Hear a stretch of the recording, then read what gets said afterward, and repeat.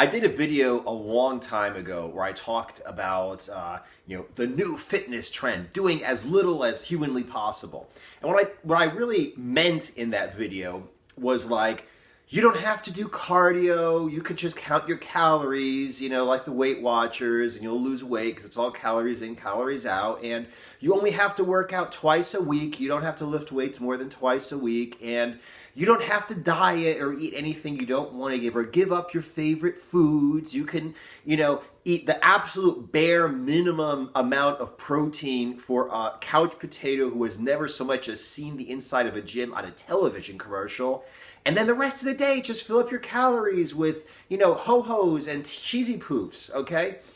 And, I really, first of all, I can't believe people actually do this shit, okay? It really makes me vomit just to think that people are so goddamn lazy and gullible that they actually buy this crap. And second, you don't get really good results unless you actually do shit, okay?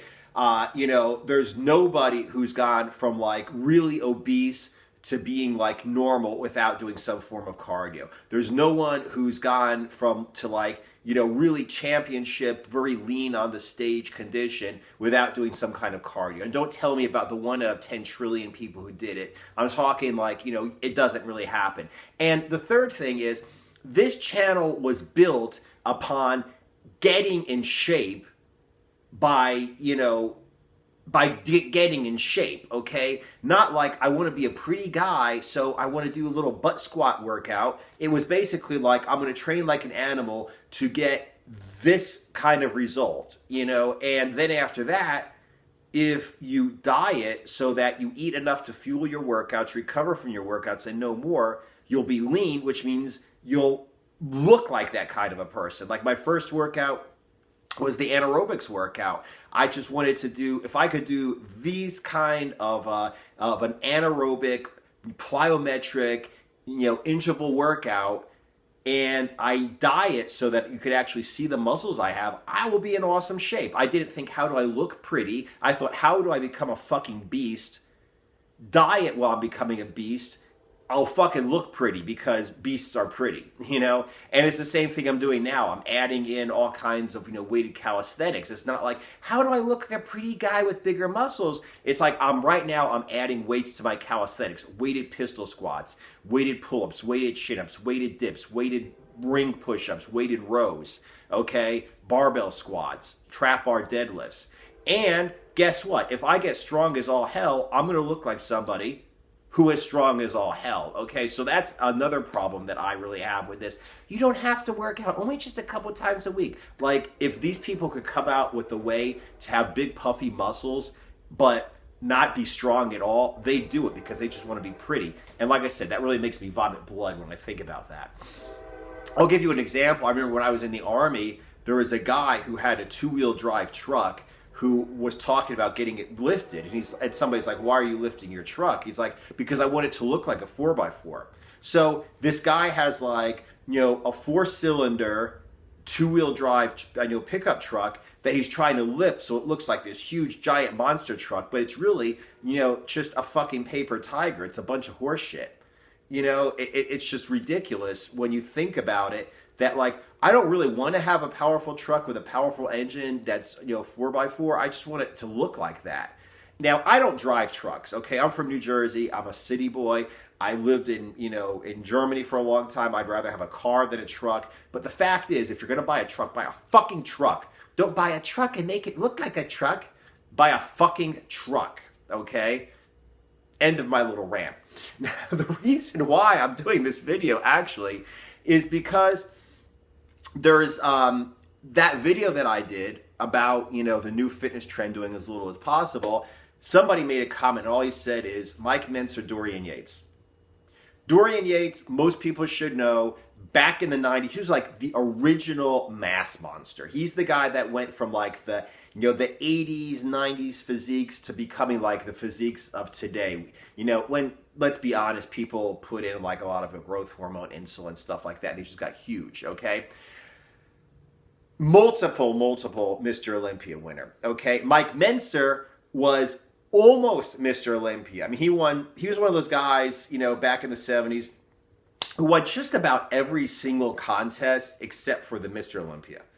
And the point that this guy was trying to make is Mike Mentzer, Dorian Yates did a type of training that was created by Arthur Jones, the guy who did who created Nautilus equipment and who also did the Colorado experiment. I'll have a link to my video about the Colorado experiment below, where basically you do only one set, okay, per exercise. And you take as much time off as possible, okay, in between workouts. Now, what this person was trying to say is like, oh, I'm talking about how people are doing as little as possible, but so am I calling like Mike Mentzer and am I calling Dorian Yates lazy?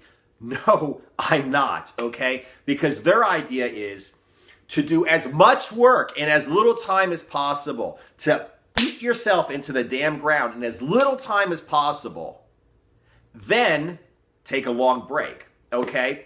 And, in that case, if they're lazy, hell, I'm lazy too. When I was in the Army, I used to run 10 kilometers, like 6.2 miles a day. If we ran in the morning, I'd run alone 6.2 miles a day. On the weekends, on holidays, I ran every day 6.2 miles a day. So, that was like my thing. So I used to run long distances.